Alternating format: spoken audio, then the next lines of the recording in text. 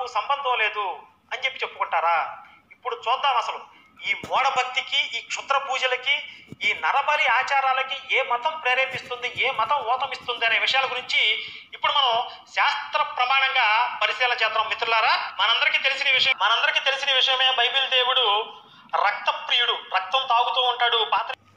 చూశారు కదా ప్రియమైన ఐందవ సహోదరి సహోదరులారా, ప్రియ సత్యాన్వేషకులారా, శివశక్తి కరుణాకర్ సుగుణ గారు ఏమంటున్నారో మీరు అందరూ కూడా విన్నారు. క్షుద్ర పూజలను ప్రోత్సహించేది, మూఢభక్తిని ప్రోత్సహించేది బైబిలా లేక ఐందవ గ్రంథాలు అనేది ఈ వీడియో ద్వారా సత్యాన్ని తెలుసుకుందండి.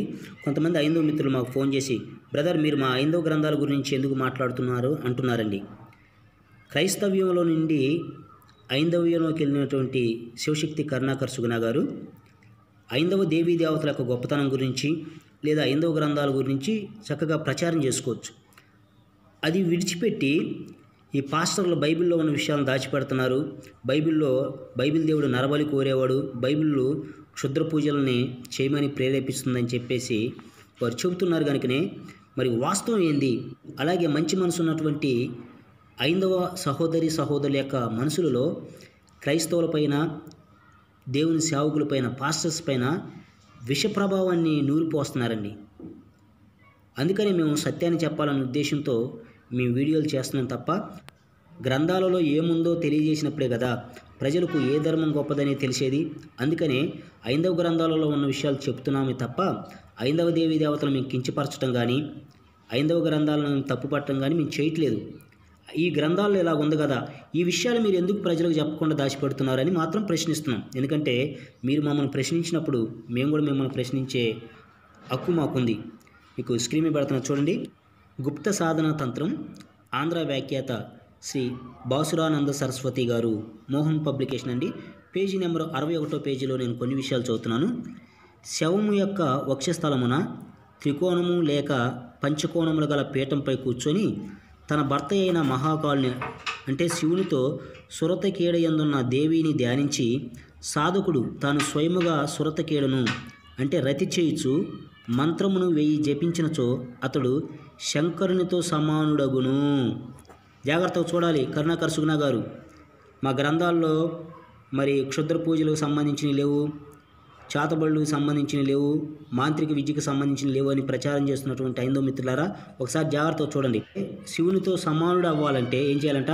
ఒక శవం మీద కూర్చొని ఆ శవం మీద 1000 సార్లు ఆ మంత్రాన్ని జపిస్తూ ఆ శవంతో సంభోగం చేస్తూ ఉంటేనంట శంకరుడితో సమానుడు అవుతాడంట. ఎంత దారుణం అండి! లేదండి అలాంటివి ఉండవు మా గ్రంథాలు అని ఈ ఐందవ మిత్రులు, మరి ముఖ్యంగా మతోన్మాదంతో ఉన్నటువంటి శివశక్తి కరుణాకర్ సుగుణ గారు లాంటి వారు మరి మిమ్మల్ని మభ్యపెట్టే అవకాశం ఉంది. కనుక మరొక రచయితను కూడా మీకు స్క్రీన్ మీద పెడుతున్నాను చూడండి. అఘోరాలు మర్మయోగులు, రచన శ్రీధరన్ కాండూరి. వారు రాసినటువంటి బుక్లోంచి కూడా పేజీ నెంబర్ 82, 83 పేజీలో నేను కొన్ని విషయాలు మాత్రం చదువుతున్నాను. స్క్రీన్ మీద పెడుతున్నాను చూడండి. ఐందవ మతంలో శృంగార పరంగా ఎంతో స్వేచ్ఛ వెలసిలిన కారణంగానే ఐందవ తాంత్రిక మార్గం శృంగారాన్ని మోక్ష మార్గాన్ని చూపేదానిగా భావించింది. ఐందవ తాంత్రిక మార్గం శృంగారాన్ని మోక్షానికి వెళ్ళాలంటే శృంగారం చేయాలని ఒక దానిగా చూపించిందన్నమాట, మార్గంగా. అంతేకాకుండా గుదమైదనం ఎంత జుప్సాకరం చూడండి, ఎంత నీచంగాను.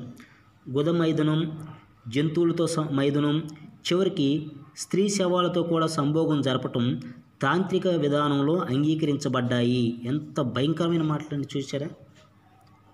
ఏంటంటే గుదమైదనం, జంతువులతో సంభోగం చేయటం, చనిపోయినటువంటి స్త్రీ శవాలతో సంభోగం చేయటం తాంత్రిక విధానంలో అంగీకరించబడ్డాయి. ఇప్పటికి కూడా మనం అక్కడక్కడ కొన్ని వార్తా పేపర్లోను ఛానల్స్లో కూడా మనం వింటా ఉన్నాం. సమాధి నుండి శవాన్ని తీసి లైంగిక సంబంధం పెట్టుకున్నటువంటి మాంత్రికుడని కొన్ని విషయాలు మనకు అక్కడక్కడ కనిపిస్తూ ఉంటాయి. ఎందుకు వారు అలాగా శవాలతో సంభోగం చేస్తున్నారు, జంతువులతో సంభోగం చేస్తున్నారంటే శివుడు అంతటి వాడు అవటానికి, శివునితో సమానుడిగా మారటానికి అన్నమాట. కనుక విఘ్నులైనటువంటి ఐందవ మిత్రులారా, ఐందవ సహోదరి సహోదరులారా, ఆలోచన చేయండి. ఇలాంటి భయంకరమైన పూజల్ని బైబిల్ గ్రంథం ఖండిస్తుంది కనుకనే, ఇలాంటి చేయకూడదని చెబుతుంది కనుకనే ఈ మతోన్మాదులకి అది ఇష్టం లేక బైబిల్ దేవుడు మన బలి పగలగొట్టమన్నాడని చెబుతున్నారు. చేయకూడదని చెప్పేసి బైబిల్ ఖండిస్తుంది. ఐందవ గ్రంథాలు ఏం తెలియజేస్తున్నాయి? శంకరుడితో సమానుడు అవ్వాలంటే ఏం తెలియజేస్తుందండి? ఒక శవం మీద కూర్చొని 1000 సార్లు మంత్ర జపం చేస్తూ ఆ శవంతో సంభోగం చేస్తేనంట శంకరుడితో సమానుడిగా మారతాడన్నమాట. ఎంత జుప్సాకరమైన మాటలు. ఇలాంటి వాటిల్ని బైబిల్ ఖండిస్తుంది కనుక ఇది ఇష్టం లేనటువంటి మతోన్మాదులు ఏం చేస్తారంటే బైబిల్లో తాంత్రిక పూజలు ఉన్నాయి, బైబిల్ దేవుడు నరబలి కోరేవాడు, బైబిల్లో క్షుద్ర పూజలను ప్రేరేపిస్తుంది అని చెప్పేసి ప్రచారం చేయడం మొదలుపెట్టారు. కనుక విఘ్నులైనటువంటి ఐందవ మిత్రులారా, ఐందవ సహోదరులారా, మీరు కూడా సత్యాన్ని తెలుసుకోండి. అందుకని జాగ్రత్తగా, మరి ముఖ్యంగా స్త్రీలైనటువంటి వారు ఇలాంటి వారితో మీరు జాగ్రత్తగా ఉండాలి. ఇలాంటి పూజలు చేసేటువంటి వారితో మీరు చాలా జాగ్రత్తగా ఉండాలి. కనుక ప్రతి ఒక్కరు సత్యాన్ని తెలుసుకొని సత్య మార్గంలో నడవాలని కోరుకుంటూ సెలవు తీసుకుంటున్నాను. God bless you.